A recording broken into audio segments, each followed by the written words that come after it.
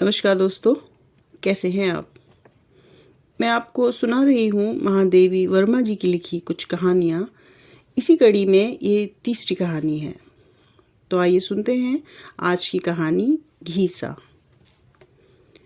वर्तमान की कौन सी अज्ञात प्रेरणा हमारे अतीत की किसी भूली हुई कथा को पूरी मार्मिकता के साथ दोहरा जाती है, यह जान लेना आसान होता तो मैं भी आज गांव के उस मलिन सहमे नन्हे से विद्यार्थी की सहसा याद आने का कारण बता सकती, जो एक छोटी लहर के समान ही मेरे जीवन तट को अपनी सारी नमी से छूकर अनंत जलराशि में विलीन हो गया है। गंगापार झूसी के खंडहर और उसके आसपास के गांव के प्रति मेरा जैसा अकारण आकर्षण रहा है, उसे देखकर ही संभवतः लोग जन्म जन्मांतर के संबंध का मजाक सा करने लगे हैं। है भी तो आश्चर्य की बात, जिस अवकाश के समय को लोग इष्ट मित्रों से मिलने, उत्सवों में जाने या किसी और आमोद प्रमोद के लिए सुरक्षित रखते हैं, उसी को मैं इस खंडहर और उसके शक्त विषिक्त चरणों पर पछाड़े खाती हुई भागीरथी के तट पर काट ही नहीं, सुख से काट लेती हूँ। दूर पास बसे हुए गुड़ियों के बड़े बड़े घरौंदे के समान लगने वाले कुछ लिपे पुते, कुछ जीर्ण शीर्ण घरों से स्त्रियों का झुंड पीतल तांबे के चमचमाते या मिट्टी के नए लाल और पुराने बदरंग घड़े लेकर गंगा जल भरने आता है। उसे भी मैं पहचान गई हूँ। उनमें कोई बूटेदार लाल, कोई कुछ सफ़ेद और कोई सूत में, कोई कुछ नई और कोई छेदों से छलनी हुई धोती पहने रहती है। किसी की मोम लगी पार्टियों के बीच में एक अंगुल चौड़ी सिंदूर रेखा अस्त होते हुए सूर्य की किरणों से चमकती रहती है, और किसी की कड़वे तिल से भी अपरिचित रूखी जटा बनी हुई छोटी छोटी लटें मुख को घेर कर उसकी उदासी को और ज्यादा उभार देती है। किसी की सांवली गोल कलाई पर शहर की कच्ची नगदार चूड़ियों के नग रह रहकर हीरे से चमक जाते हैं, और किसी पर लाख की पीली मैली चूड़ियां काले पत्थर पर मटमैले चंदन की लकीरें जान पड़ती हैं।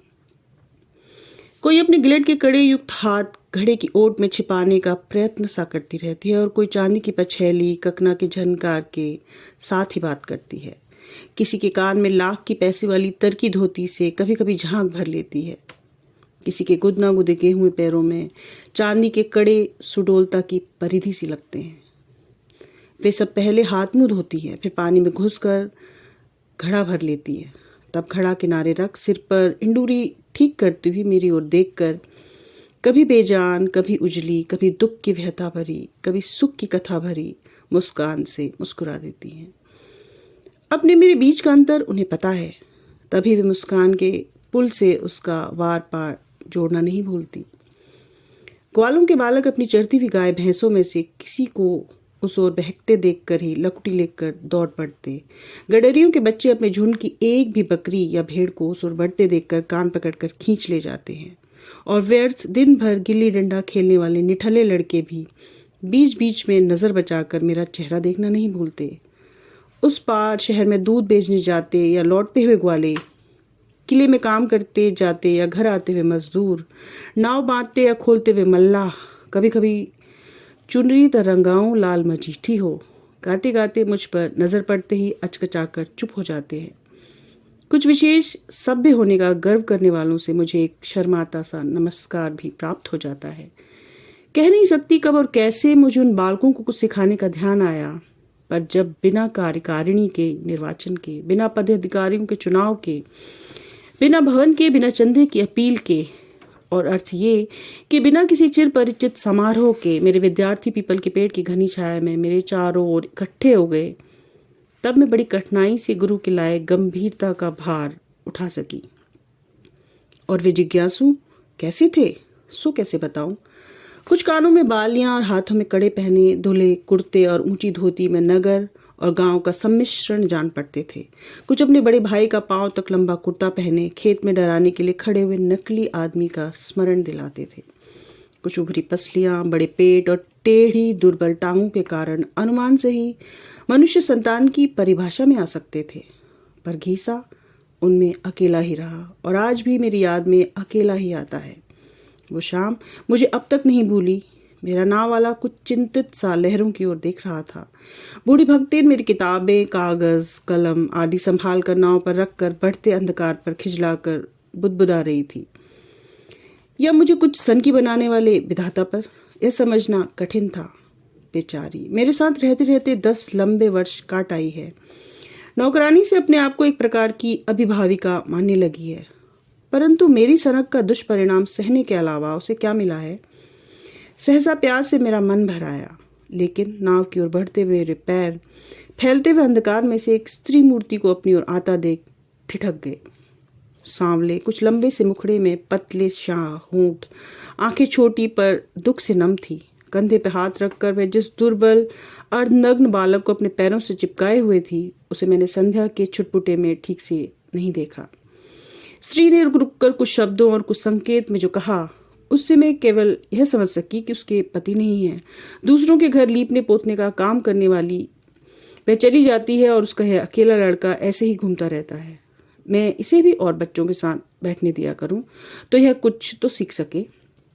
दूसरे इतवार को मैंने उसे सबसे पीछे अकेले एक और दुबक कर बैठे हुए देखा।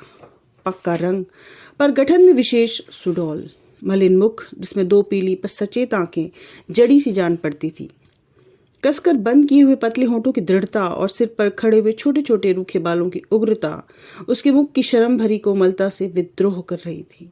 उभरी हड्डियों वाली गर्दन को संभालते हुए झुके कंधों से रक्तहीन मटमैली हथेलियों और टेढ़े मेढ़े कटे हुए नाखूनों वाली पतली बाहें ऐसे झूलती थी जैसे ड्रामा में विष्णु बनने वाली की 2 नकली भुजाएं। निरंतर दौड़ते रहने के कारण उस लचीले शरीर में दुबले पैर ही विशेष पुष्ट जान पड़ते थे। बस ऐसा ही था वो, न नाम में कोई रस की गुंजाइश न शरीर में, पर उसकी सचेत आंखों में न जाने कौन सी जिज्ञासा भरी थी। वे निरंतर घड़ी की तरह खुली मेरे मुख पर टिकी ही रहती थी, मानो मेरी सारी विद्या बुद्धि को सीख लेना ही उनका लक्ष्य था। लड़के उससे कुछ खींचे खींचे से रहते थे, इसलिए नहीं कि वो छोटी जाति का था, पर इसलिए कि किसी की माँ, किसी की नानी, किसी की बुआ आदि ने घीसा से दूर रहने की बेहद जरूरी बात उन्हें कान पकड़ पकड़ कर समझा दी थी। यह भी उन्होंने बताया और बताया घीसा के सबसे अधिक कुरूप नाम का रहस्य। पाप तो जन्म से पहले ही नहीं रहा। घर में कोई देखने भालने वाला न होने के कारण माँ उसे बंदरिया के बच्चे के समान चिपकाए फिरती थी। उसे एक और लिटाकर जब वह मजदूरी के काम में लग जाती थी, तब पेट के बल घसीट घसीट कर वो बेचारा संसार के पहले अनुभव के साथ साथ इस नाम की योग्यता भी प्राप्त करता चला गया। फिर धीरे धीरे अन्य स्त्रियां भी मुझे आते जाते रोककर अनेक प्रकार की भाव भंगिमा के साथ एक अजीब सांकेतिक भाषा में घीसा की जन्मजात अयोग्यता का परिचय देने लगी। बारी बारी से उसके नाम के अलावा उसके बारे में और कुछ भी जाना। उसका बाप था तो कोरी, पर बड़ा ही अभिमानी और भला आदमी बनने का इच्छुक। डलिया आदि बुनने का काम छोड़कर वह थोड़ी बढ़ईगिरी सीख आया, और केवल इतना ही नहीं, एक दिन चुपचाप दूसरे गांव से बहू लाकर उससे अपने गांव की सब सजातीय सुंदरी बालाओं को उपेक्षित और उनके योग्य माता पिता को निराश कर डाला। मनुष्य इतना अन्याय सह सकता है, परंतु ऐसे अवसर पर भगवान की असहिष्णुता प्रसिद्ध ही है। इसलिए जब गांव के चौखट की वाड़ बनाकर और ठाकुरों के घरों में सफेदी करके उसने कुछ ठाट बाट से रहना शुरू किया, तब अचानक हैजे के बहाने वह वहां बुला लिया गया, जहां ना जाने का बहाना, ना उसकी बुद्धि सोच सकी, ना अभिमान। पर स्त्री भी कम गर्वीली न निकली। गांव के अनेक विधुर और अविवाहित कोरियों ने केवल उदारतावश ही उसकी नैया पार लगाने का उत्तरदायित्व लेना चाहा, परंतु उसने केवल कोरा उत्तर ही नहीं दिया, परंतु उसे नमक मिर्च लगाकर कड़वा भी कर दिया। फिर बिना स्वरताल के आंसू गिराकर, बाल खोलकर, चूड़ियां फोड़कर और बिना किनारे की धोती पहनकर जब उसने बड़े घर की विधवा का जैसे रहना शुरू कर दिया, तब तो सारा समाज दुख के समुद्र में डूबने उतराने लगा। उस पर घीसा बाप के मरने के बाद हुआ तो वास्तव में वो 6 महीने बाद, परंतु उस समय के संबंध में क्या कहा जाए, जिसका कभी एक पल वर्ष सा बीतता है और कभी एक वर्ष पल भर का हो जाता है। इसलिए ये 6 महीने का समय रबर की तरह खिंचकर 1 साल की अवधि तक पहुंच गया। तो इसमें गांव वालों का क्या दोष? यह कथा अनेक बार बड़े विस्तार के साथ सुनाई तो गई थी मेरा मन फेरने के लिए, और फिरा भी, परंतु किसी सनातन नियम से कथा वाचक की ओर न फिरकर कथा के नायकों की ओर फिर गया, और इस प्रकार घीसा मेरे और अधिक करीब आ गया। वह अपना जीवन संबंधी झगड़ा शायद पूरा नहीं समझ पाया था, लेकिन उसका प्रभाव उस पर कम नहीं था, क्योंकि वह सबको अपनी छाया से इस प्रकार बचाता रहता था मानो उसे कोई छूत की बीमारी हो। पढ़ने, उसे सबसे पहले समझने, उसे पूछने जाने पर याद रखने, पुस्तक का उत्तरदायित्व तो बड़ी गंभीरता से निभाने में उसके समान कोई चतुर नहीं था। इसी से कभी कभी मन चाहता था कि उसकी माँ से उसे मांग ले जाऊं और अपने पास रखकर उसके विकास की उचित व्यवस्था कर दूं। परंतु उस विधवा का वही एक सहारा था और उस बालक के बिना उसका जीवन कितना दुखमय हो सकता है, यह भी मुझसे छिपा नहीं था। फिर 9 साल के कर्तव्यपरायण घीसा की गुरु भक्ति देखकर उसकी मातृभक्ति के संबंध में कुछ संदेह करने का स्थान ही नहीं रह जाता था। और इस तरह घीसा ही उन्हीं कठोर परिस्थितियों में रहा जहां क्रूरतम नियति ने केवल अपने मनोरंजन के लिए ही उसे रख दिया था। शनिश्चर के दिन ही वह अपने छोटे दुर्बल हाथों से पीपल की छाया को गोबर मिट्टी से पीला चिकनापन दे आता था। फिर इतवार को माँ के मजदूरी पर जाते ही एक मैले फटे कपड़े में बंधी मोटी रोटी और कुछ नमक या थोड़ा चबैना और एक डली गुड़ बगल में दबाकर पीपल की छाया को एक बार फिर झाड़ने बुहारने के बाद वह गंगा के तट पर आ बैठता और अपनी पीली सतेज आंखों से दूर दूर तक नजर को दौड़ाता रहता। जैसे ही उसे मेरी नीली सफेद ना की झलक दिखाई पड़ती, वैसे वे अपनी पतली टांगों पर तीर के समान उड़ता और बिना नाम लिए हुए ही साथियों को सुनाने के लिए गुरु साहब कहता हुआ फिर पेड़ के नीचे पहुंच जाता, जहां न जाने कितनी बार दोहराए तिराए हुए कार्यक्रम को फिर से एक बार दोहराना जरूरी होता। पेड़ की नीचे डाल पर रखी हुई मेरी शीतल पार्टी उतार कर बार बार झाड़ पोंछ कर बिछाई जाती। कभी काम ना आने वाली सूखी स्याही की काले कच्चे कांच की दवात, टूटे निब और उखड़े हुए रंग वाले भूरे हरे कलम के साथ पेड़ के कोटर से निकाल कर यथास्थान रख दी जाती। और तब इस विचित्र पाठशाला का विचित्र मंत्री और निराला विद्यार्थी कुछ आगे बढ़कर मेरे सपरिणाम स्वागत के लिए प्रस्तुत हो जाता। महीने में 4 दिन ही मैं वहां पहुंच सकती थी और कभी कभी काम की अधिकता से एक आध छुट्टी का दिन और भी निकल जाता था। पर उस थोड़े से समय और इन्हीं गिने दिनों में भी मुझे उस बालक के मन का जैसा परिचय मिला, वह फोटो एल्बम के समान हमेशा नया सा लगता है। मुझे आज भी वह दिन नहीं भूलता जब मैंने बिना कपड़ों का प्रबंध किए हुए ही उन बेचारों को सफाई का महत्व समझाते समझाते थका डालने की मूर्खता की। दूसरे इतवार को सब जैसे के तैसे सामने थे। केवल कुछ गंगा जी में मुंह इस तरह धोआए थे कि मैल अनेक रेखाओं में बट गया था। कुछ के हाथ पांव ऐसे घिसे थे कि बाकी मैले शरीर के साथ वे अलग जोड़े हुए से लगते थे। और कुछ न रहेगा बांस न बजेगी बांसुरी की कहावत चरितार्थ करने के लिए मैले फटे कुर्ते घर पर ही छोड़कर जैसे अस्थि पंजर रूप में आप पहुंचे थे, जिसमें उनके प्राण रहने पर ही आश्चर्य है। पर घीसा गायब था। पूछने पर लड़के कानाफूसी करने या एक साथ सभी उसकी अनुपस्थिति का कारण सुनाने को आतुर होने लगे। एक एक शब्द जोड़ तोड़कर समझना पड़ा कि घीसा माँ से कपड़ा धोने के साबुन के लिए तभी से कह रहा था। माँ को मजदूरी के पैसे मिले नहीं और दुकानदार ने अनाज लेकर साबुन दिया नहीं। कल रात को माँ को पैसे मिले और आज सवेरे वह सब काम छोड़कर पहले साबुन लेने गई, अभी लौटी है, इसलिए घीसा कपड़े धो रहा है। क्योंकि गुरु साहब ने कहा था कि नहा धोकर साफ कपड़े पहनकर आना, और अभागे के पास कपड़े ही क्या थे, किसी दयावती का दिया हुआ एक पुराना कुर्ता जिसकी एक आस्तीन आधी थी और एक अंगोछा जैसा फटा टुकड़ा। जब घीसा नहाकर गीला अंगोछा लपेटे और आधा भीगा कुर्ता पहने अपराधी के सामान मेरे सामने आ खड़ा हुआ, तब आंखें ही नहीं मेरा रोम रोम भीग गया था। उस समय समझ में आया कि द्रोणाचार्य ने अपने शिष्य से अंगूठा कैसे कटवा दिया था। एक दिन न जाने क्या सोचकर मैं उन विद्यार्थियों के लिए 5-6 सेर जलेबियां ले गई, पर कुछ तोड़ने वाले की सफाई से, कुछ तुलवाने वाले की समझदारी से और कुछ वहां की झीना झपटी के कारण हर एक को 5 से अधिक नहीं मिल सकी। एक कहता था मुझे कम मिली, दूसरे ने बताया मेरी उसने छीन ली, तीसरे को घर में सोते हुए छोटे भाई के लिए चाहिए, चौथे को किसी और की याद आ गई।